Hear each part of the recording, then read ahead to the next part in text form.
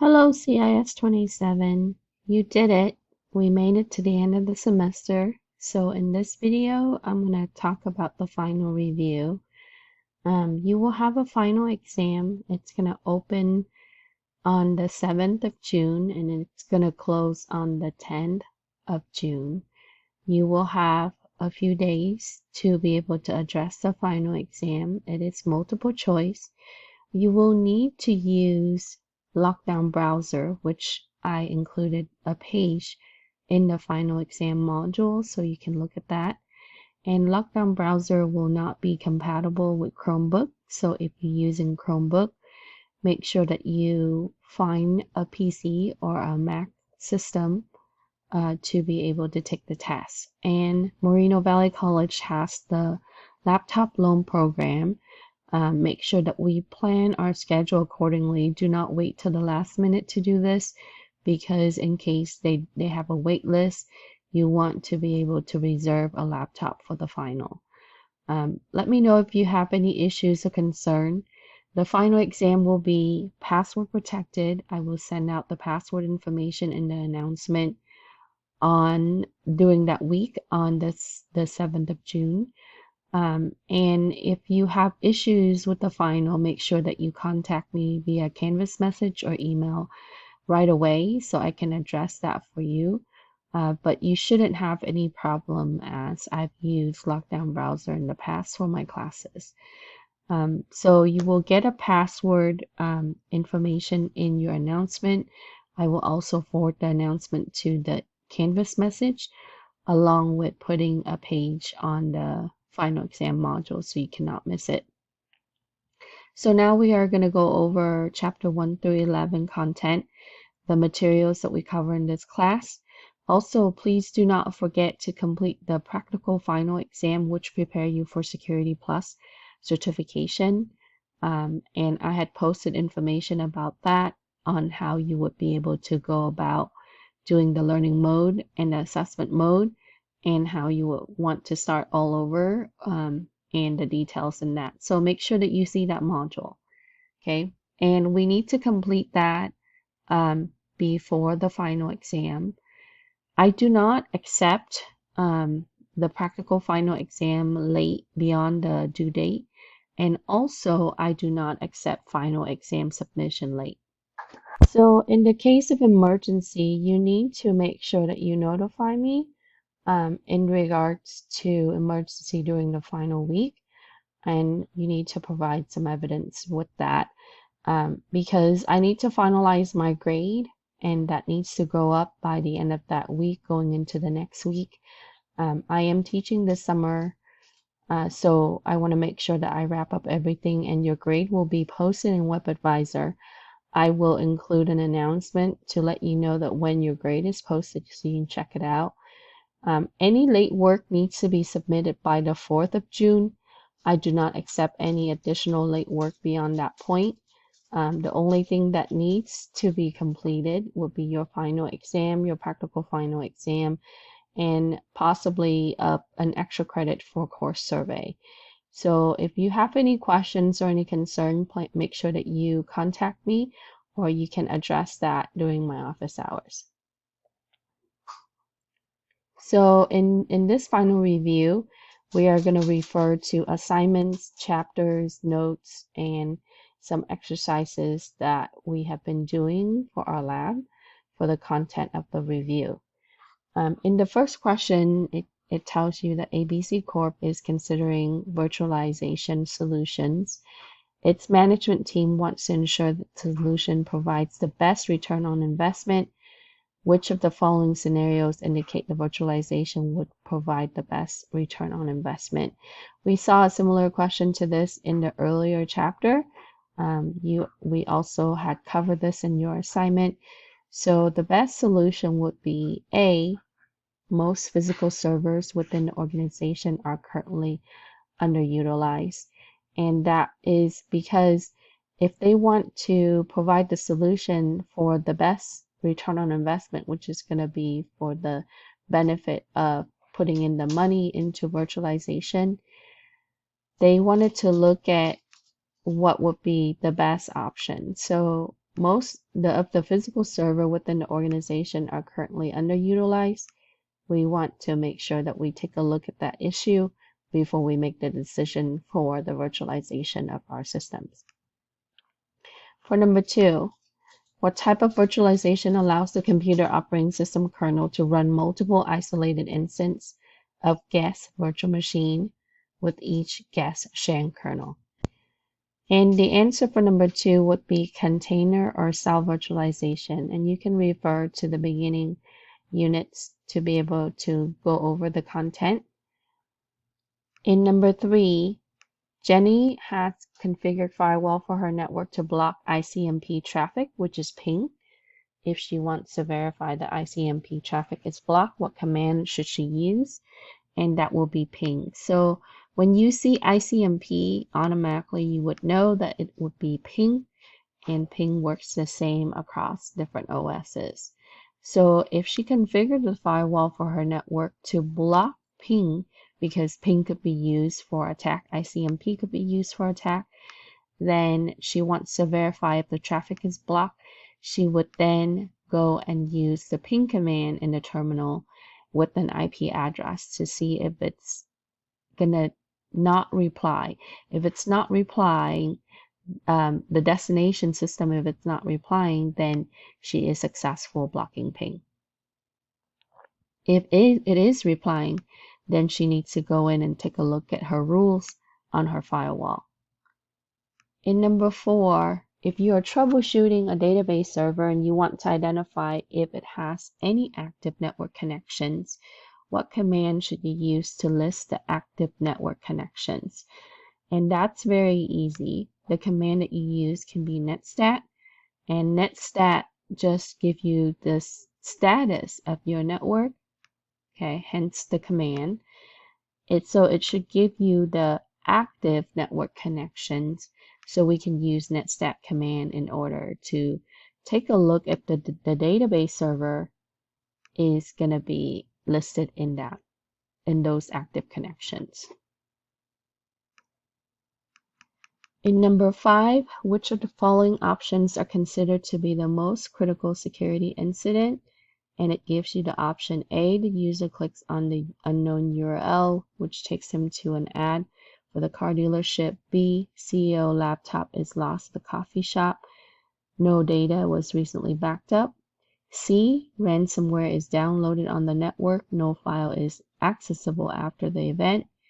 D, server room door was open and no entry log is recorded. So and when you look at this, right, they could be various incidents in different level, and you would often see this on certification exam. They're going to be very close. So the key word here is going to be the most critical, and the most critical is going to be the ransomware attack, where it locks our system hard drive or SSD, and we're unable to access the files on the storage. So that will be the most critical, so option C should be selected.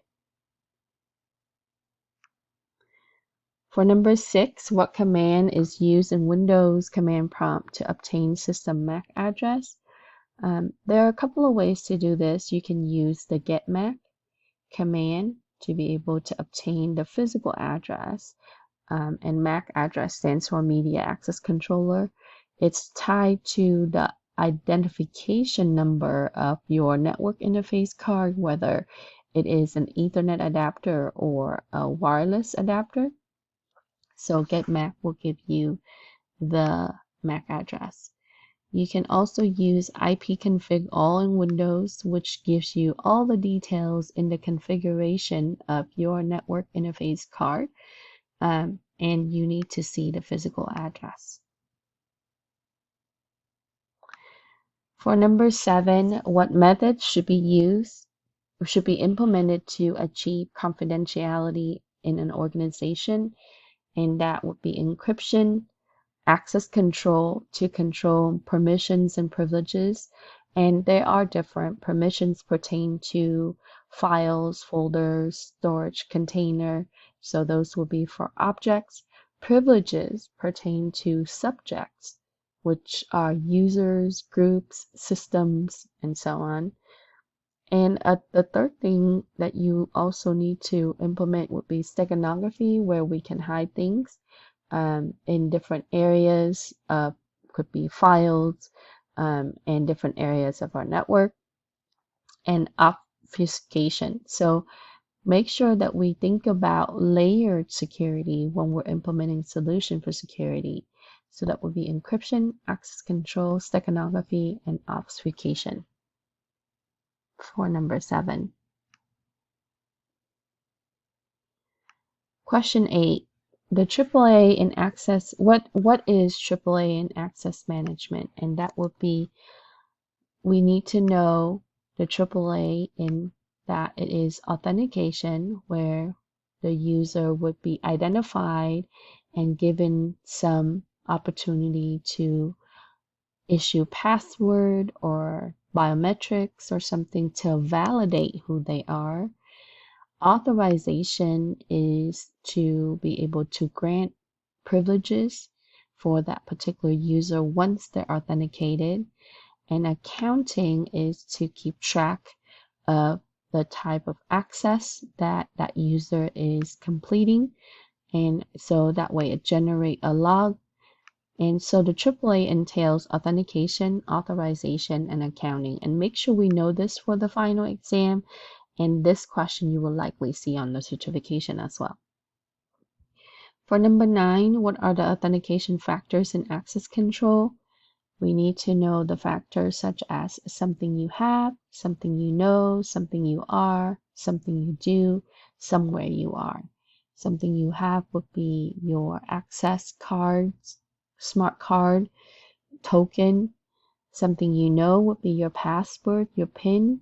Something you are that pertains to your biometrics, your fingerprint, your retina, palm print, etc. Something you do could be swipe, something swiping on screen, somewhere you are that will be pertaining to your GPS location. So these are the authentication factors, and make sure we know them for the exam. For number 10, what type of technology that uses ticket to prevent replay attack and provide mutual authentication that help prevent man-in-the-middle attacks? And this pertains to Windows technology that will be Kerberos. And we have covered Kerberos earlier in the semester.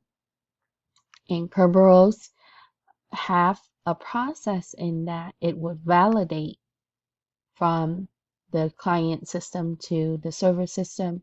So there is mutual authentication in the validation process that will help in man-in-the-middle attack, because in the man-in-the-middle attack, they could capture your traffic, impersonate, right, and be able to try to access the information as the client.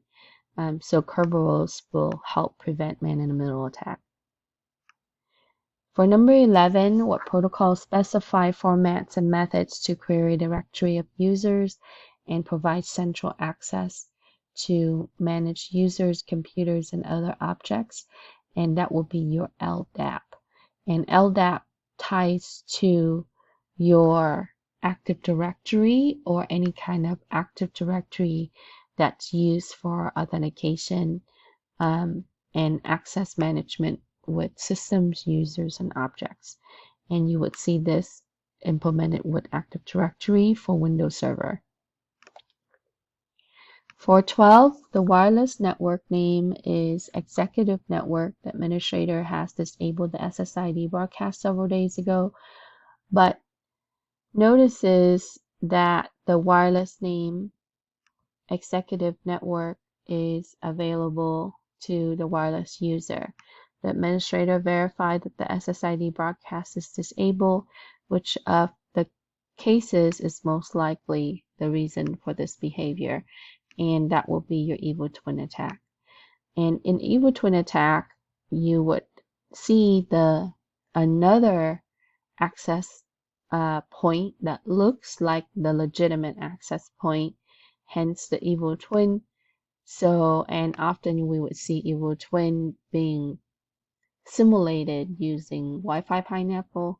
So it take over and it replicates the information from your original access point, which contains the same SSID, and it will lure the user to access the Wi-Fi using that SSID. So in the evil twin attack, you would often see something like this. So make sure that we know the scenario and the solution or the behavior. 13, your company wants some users to disable to be able to access internal network resources from remote locations. What technology will you recommend to the network administrator? And we want to use virtual private network. There are several types in that you can use VPN. What originally was SSL, but now it's TLS using HTTPS, which is web-based, or we can use IPsec, which use tunneling. And when you set up your RAS, remote access servers, you can have the selections in the choices on how you want the traffic to be sent to that server. And you also need to set up your firewall rule configurations as the traffic is funneling into your network from the outside. 14. What account management approach implements technology control of rights, permission to assign users, only rights and permissions needed to perform assigned tasks or functions? And we want to go with the least privilege approach in that we would take a look at what they would need to be able to operate at the least level. And if they wanted to escalate and increase the privilege, we would then make sure that we have a record of the request. And so that way we don't open up user access, system access in a wider scope. So the narrow scope will allow better management approach, hence least privilege. And you would see this across applications, servers, cloud, etc. 15. What access control model is usually implemented in firewall configurations, and firewall uses rules. We can have inbound rules, outbound rules, so that will be rule-based access control model. So make sure for Security Plus we know the access control model, like role-based, rule-based, and so on. For the exam, you would need to do the same thing.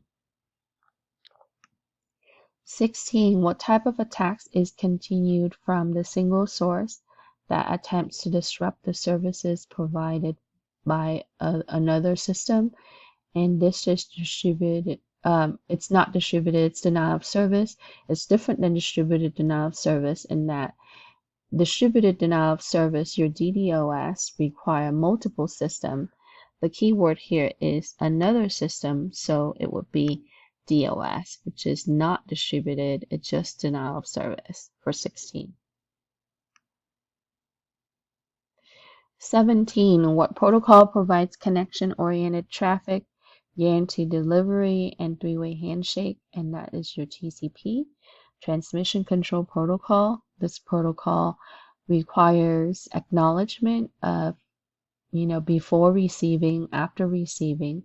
So therefore, it is guaranteed or reliable for the delivery. Compared to UDP, UDP doesn't require that. And TCP is connection oriented compared to IP, which is connectionless, and IP is used for addressing and routing. For 18, what protocol reserves IPv version 4 address to media access control, which is your MAC address or physical addresses? MAC is used to identify the correct host after the packet is arrived to the network. So when traffic is coming in, the router sends the traffic into the network, then the switch would take the traffic and it would distribute, the distribution switch would take that and distribute it to the rest of your subnetwork, and it would rely on the MAC address to get to the traffic to the actual computer or the individual system. And the protocol that we can use to resolve IP to MAC, right? There are different addresses that will be ARP, which is Address Resolution Protocol. And you can also look at your MAC address table on your system and also on the switches, because it keeps track of that, so that way it can quickly forward the traffic to the right destination from the switch. 19. What protocol is used to encrypt IP traffic and encapsulates and encrypts IP packet payloads and uses tunnel mode to protect virtual private networks? So earlier I mentioned that there's IPsec, and IPsec uses tunnel mode, and it's for virtual private network, so it encrypts IP packet payloads. It is a little bit slower compared to what you see with TLS using HTTPS. However, it is more secure. So IPsec for 19. For 20, what port is used by HTTP? And that will be port 80. So for the final, make sure that we know our port number. It's very important in security that you do. You should know the common ports, like SSH is 22, HTTP is 80, DNS is a certain port. So make sure that you know the common port, because we work with that regularly. The system log information that you're going to get is going to be port number, or when you run scans, you're going to also see port number, right? Protocols, and packet information, header, body, content, and so on. So port 80. What port is used by Kerberos? And that will be your UDP port 88. And keep in mind that it could be TCP port, UDP port, or both. So for 21, we would put UDP port 88. For 22, what type of devices is used to connect multiple networks together, or segments connection? And when you connect one network with another network, you would use router. You can also use a layer 4 and up switch.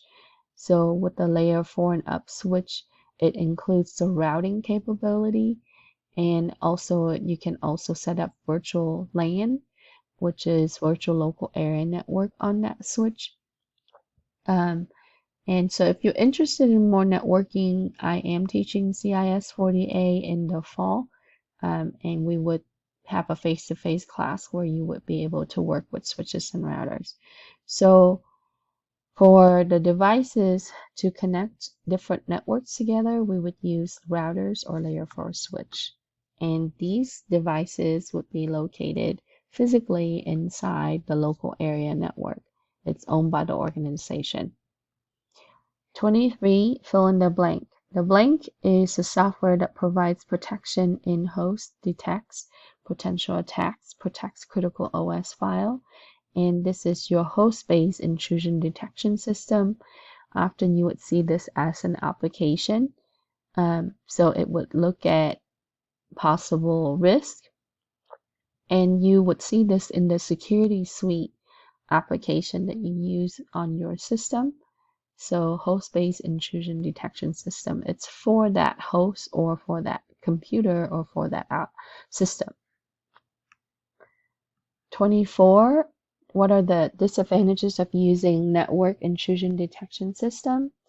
The disadvantages are it's not able to detect anomalies on individual systems or workstations unless they cause significant difference in the network traffic. So it's not able to really see slight changes or anomalies on individual system. Hence the term network, it has more of a broader view in the detection.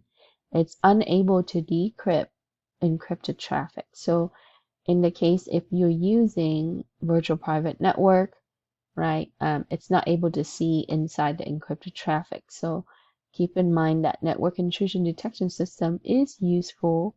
However, there's some disadvantages in using network intrusion detection system. 25, what are the types of detection in IDS? It It could use signature, which requires update, and it would use the signature to really detect anomalies.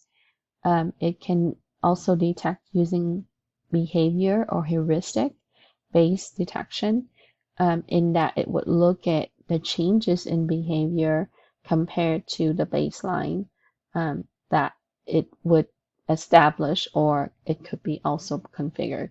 So there are two areas: signature based, which is often used with the host base, um, or behavior, which is going to be the pattern, changes in the pattern of your traffic. For 26, what are the processes of patch management? And lastly, you have a lab 13 that addresses patch management. This is very important in security in that we wanted to maintain our system and making sure that there's no security holes or issues. And security holes often, some applications are designed to be imperfect. So you would see issues being addressed over time, and that would then lead to patches, or it would be updates.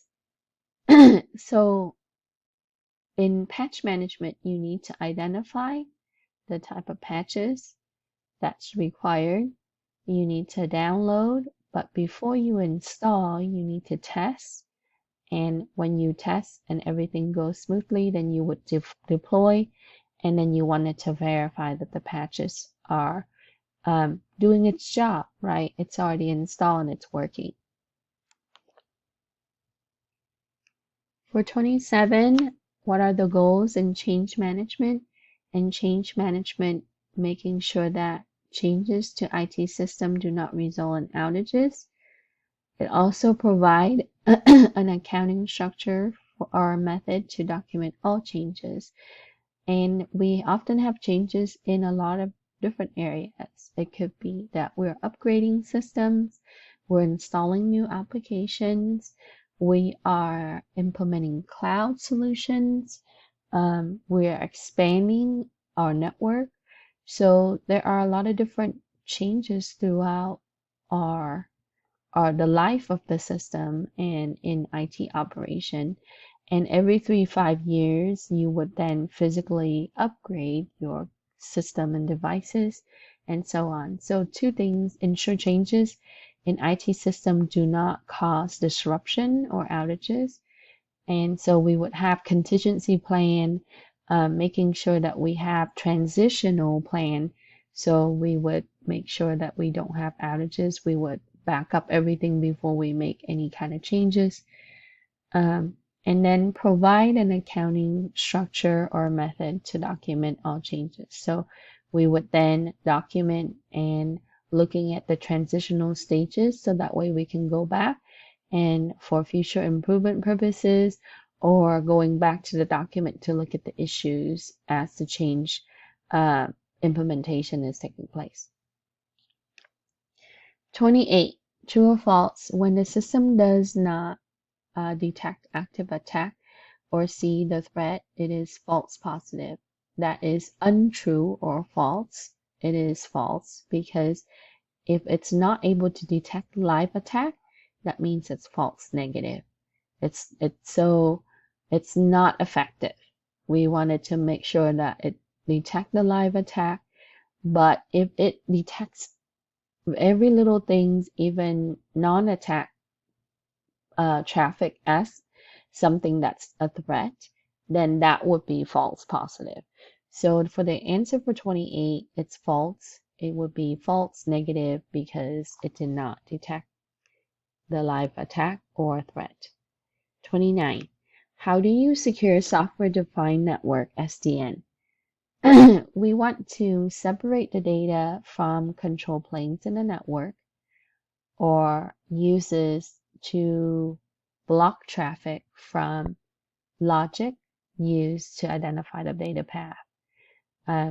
So in software-defined network, we want to make sure that we implement some kind of logical rules to block the traffic that is used for specific data path, and data path could pertain to memory location, storage, or it would be data in the move. So now we can use attribute-based control, which is your ABAC model, to set the rules for your traffic route, because that would then prevent it from getting to the destination or the location of your data. For 30, it asks you what is a FAT AP, and it is a standalone intelligent autonomous AP. It connects wireless clients to wireless network. It needs to be configured separately from each other. So FAT AP is autonomous AP, and it's used to connect other access points together. 31. Which wireless mode allows the user to access wireless network anonymously with the passphrase? And that is your pre-shared key or your enterprise mode. And there was a chapter that we touched on wireless and considering what type of encryption should be used. So often you would see the pre-shared key being used in home. Another mode that you can also use in your organization is your enterprise mode, and that can tie back to the client authentication. The system could be system authentication or the user authentication. 32. What protocol is an authentication framework that provides general guidance or authentication methods? That will be your EAP, Extensible Authentication Protocol, EAP. So make sure that we know this protocol for our tests and for our certification.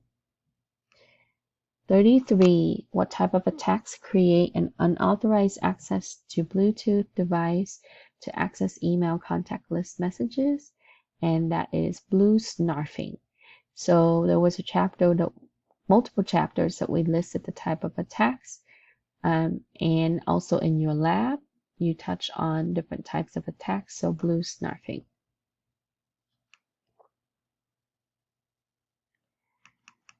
For 34, what type of VPN consists of two servers that act as gateways to two networks? And you can use the server as gateway, but often we would use a router. In the small network, servers could be fine, but now we would use mostly servers for, object-based access or controlling resources within. Server can be for mail.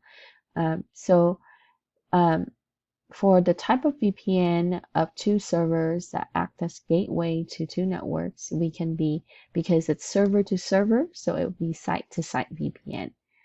And you can configure the server to be able to act as gateway to connect to the other server, hence it's site to site.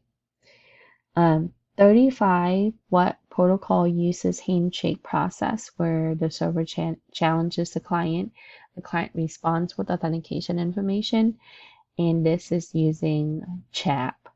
And so there was a chapter that talks about authentication mode and also the handshaking process with MS CHAP, different version. So CHAP stands for Challenge Handshake Authentication Protocol, where the server challenged the client would need to respond for authentication information in order to establish the connection. 36. What type of threats is considered to be the target attack against the network, sponsored nation, state, or government, and typically launched by a group that has the intent of sophisticated attacks? And that is your Advanced Persistent Threat, APT.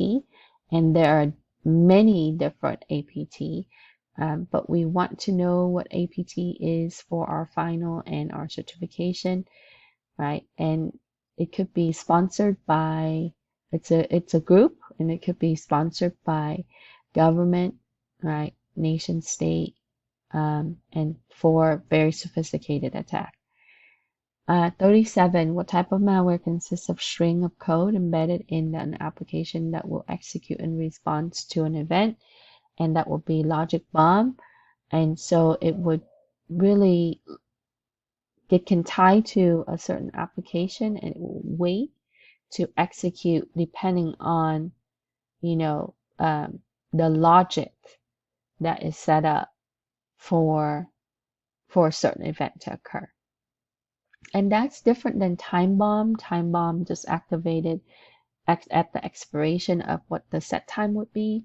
Logic bomb is going to activate when certain logic is true. Okay.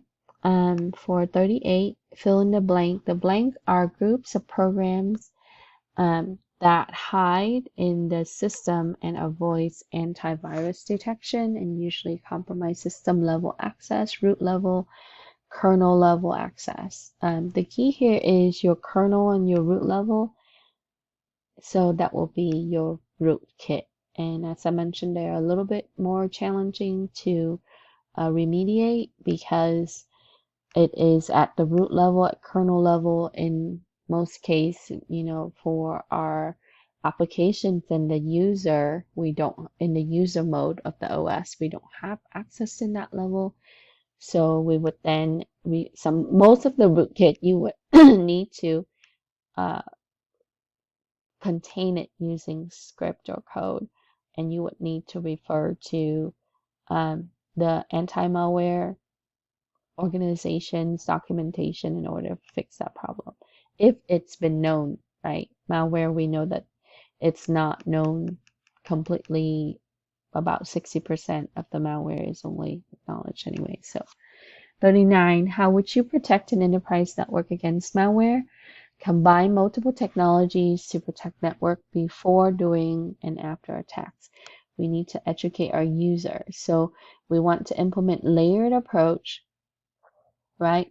So configuring systems and setting up firewall rules, detection system, prevention system, that's great.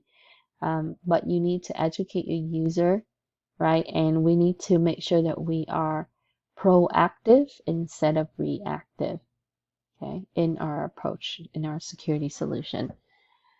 40, what type of attack uses separate computer that accepts traffic from each party in the conversation and forwards the traffic between the two?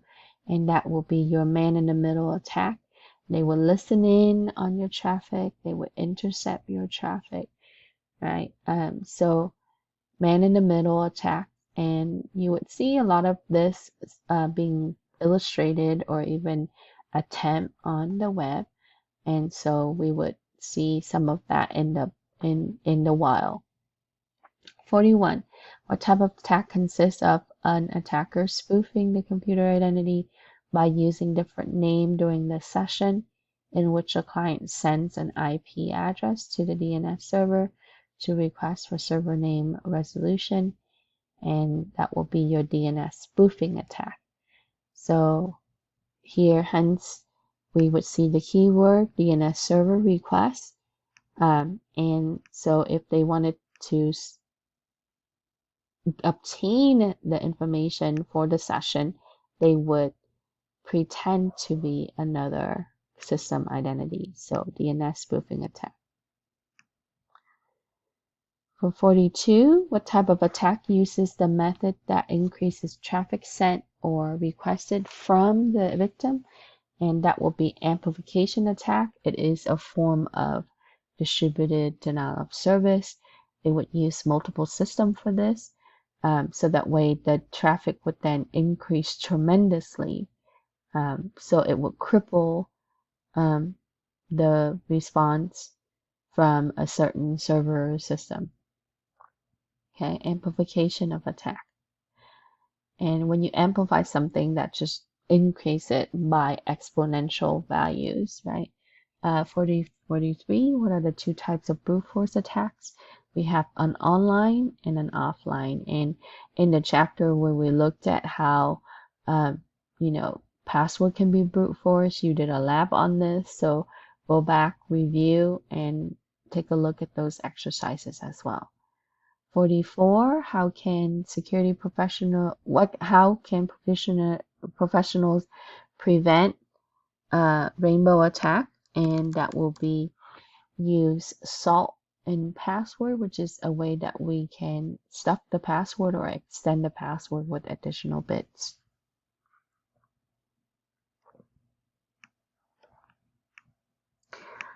Um, 45, what type of attack tricks the user into clicking something other than intended? And that will be clickjacking, right? So they would trick the user by enticing the user using social engineering to entice the user to click something that is not what they're supposed to click. 46, what type of attack takes advantage of the session ID stored in the cookie? And that will be a session hijacking. With that, they would do cookie poisoning. And so session hijack is common also in the web. And it could be done in a regular network environment as well, but you would see a lot of illustration and events that occur with the web. 47, what type of attack occurs when an application receives more input or different output, more input or different output than expected, which exposes the system protected memory, enabling the attacker to write malicious code into the area of memory, and that will be buffer overflows. So this is attack against the application, and there is a certain area in the application that's used to store data, instructions, and so on. So they would use code or script in order to expose the protected memory, which is used for stack, and that allows the attacker to add in additional code or inject the code into that part of the memory to cause buffer overflow. So can they attempt this on application servers? Sure. Can they attempt it on a regular system? Sure. So make sure that we know what buffer overflow is for our final. 47. How can you improve security in code development? We can use static code analyzer to examine code without executing it. Basically, they're automated tools. We can use dynamic analysis. We can check code as it is running or fuzzing. And fuzzing uses computer program that sends random data to the application to see if it crashed. And we can use stress testing to simulate live environment to see the effectiveness or the efficiency of the application. We can use sandboxing, isolated area, used in testing programs. We can use model verifications to identify and remove the bugs. So these are some of the area, and a big area for security analysis is application, because every company use many applications. So if you are interested in this, you have to come equipped with programming skills and understanding how to be able to use code analysis tools, how to use fuzz, how to be able to sandbox and stress test. So, and I recommend taking programming classes, especially Python ones, to be able to learn how to script and do better with programming, because it's used in everything. 49. Fill in the blank. Any circumstances or event that compromise confidentiality, integrity, and availability is considered to be a threat. So a threat would compromise CIA, and so that, like denial of service, distributed denial of service, that will be availability, right? So a threat is, by definition, would be what is seen in number 49. Make sure you know that.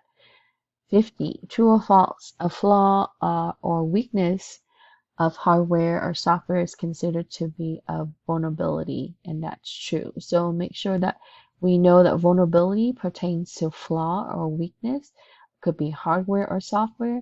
A threat is an event or a circumstance that compromise CIA. Different. They are different.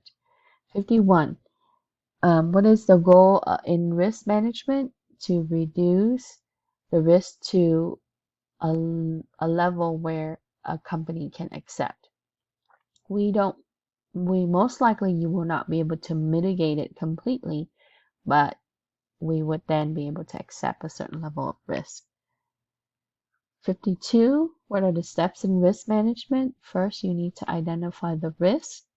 Then you need to assess levels of the risk. It could be you can assign a number to that level, right? You can say low, medium, or high. That would be qualitative. And you would then need to document the assessment. So those are the 3 steps in risk assessment. And if you're interested in risk assessment, there are other classes that will be pertained to risk assessment. This is it's a primary area of cybersecurity. For 53, Moneynvestment.com purchased 100 smartphones for its marketing team. The marketing team lose 2 smartphones in the last 6 months. What is the company's ARO? And remember how we did this calculation, right? So when you lose 2 smartphones every 6 months, and there are 12 months in the year, right? So there are 12 months in a year. If you lose 2 smartphones in every 6 months, so that means that there are 4 smartphones that are being lost in the entire year, right? Annual is the A. Okay, so we wanted to first identify what is the ARO, and then 54, Moneynvestment.com purchased 100 smartphones for its marketing team, which costs the company $100,000. The marketing team lose 2 smartphones in the last 6 months. What is the company's ALE? And that will be $4,000 because there are 4 smartphones being lost, and it's $1,000 per smartphone. How did I find that? I take $100,000 divided by 100 smartphones. That will give me $1,000 per smartphone. And then I would take the 1,000 and multiply it by 4, which gives me 4,000. 55. In penetration testing, what type of scanners are often used for active reconnaissance? That will be your network and vulnerability scanners. So toward the end, you did a couple of labs using Kali Linux, right? You saw how you can run Wireshark, and you practiced using Nmap and other types of scanners. So that would pertain to pen testing, and we had a presentation on pen testing. So you can take a look at those lab and those chapters to review. 56. In cybersecurity, what type of practices comprises of implementing several layers of detection? And we talked about defense in depth, where we would have physical, right, administrative control, and logical control, and locking doors, implementing configuration, train users, do background check, and so on. 57. Bulk Discounts Inc. wishes to prevent employee tailgating at its corporate office. What should the company implement? And they can implement man-trap, where, only one person can enter at a time. And you would see this in theme park, hotels, etc. Man-trap, those rotational turnstile thing where they would be able to, or you can also include like a front location, like another door before entering a second door with like biometric scanners and so on. So you can do it that way. 58. Custom Windows LLC operates 7 days a week, 8 a.m. to 8 p.m. What type of backup scheme should be implemented weekly to assure that the company has data available for its user? And that will be full backup to start. And we can do differential, or you can also choose incremental. And we can set up at the end of the day, but the risk in that, as I explained before, if you have something that happened throughout the day or in the middle of the day, you would likely lose some data at the beginning. So we would start with the full, and we can set up differential. or incremental, depending on how much drives you want to spend. And that can also, when you restore, you have to restore from the full backup first and then add it with the differential or the incremental. Okay. 59, what type of document helps the organization identify critical systems and components that are essential to operations? And that will be your BIA, your business impact analysis. We did an exercise and an assignment on this where we would quantify and put together a document for the company of our choice. I did a video showing that, so you can take a look at that example.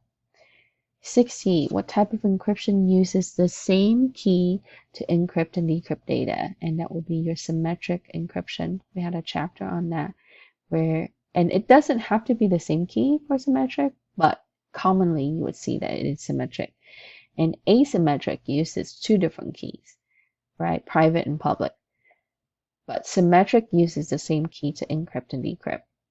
61, which encryption algorithm is faster than EAS 256, encrypts data in 61-bit blocks, whereas AES encrypts data in 256-bit block.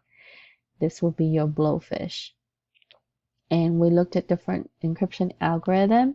We talked about, the areas for encryption is the key length, right? Different type would be block or stream and so on. So take a look at those.